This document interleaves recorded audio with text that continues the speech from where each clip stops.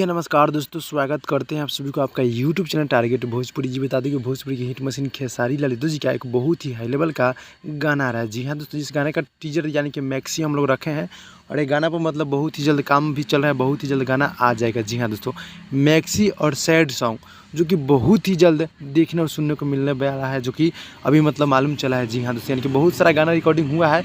अभी टाइटल मतलब खुलासा नहीं किया गया, यानी कि हम अपने से टाइटल रखें, यानी कि हम अपने से दिए हैं मैक्सी।